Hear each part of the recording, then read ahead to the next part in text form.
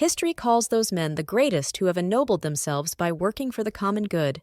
Experience acclaims as happiest the man who has made the greatest number of people happy.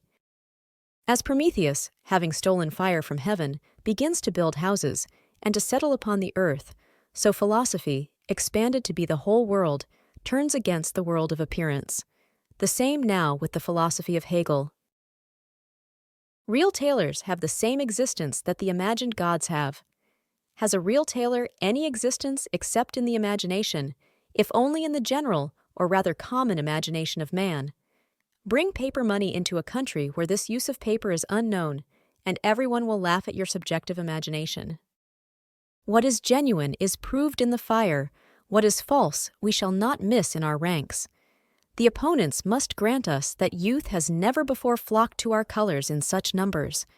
In the end, one will be found among us who will prove that the sword of enthusiasm is just as good as the sword of genius.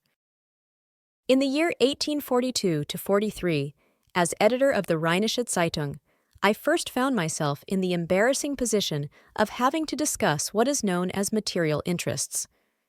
The debates on free trade and protective tariffs caused me in the first instance to turn my attention to economic questions.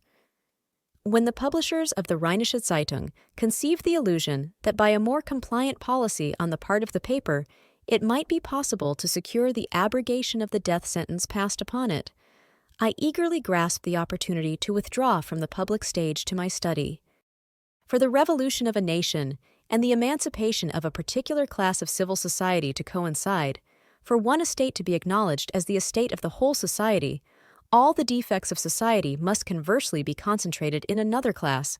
A particular estate must be the estate of the general stumbling block, the incorporation of the general limitation.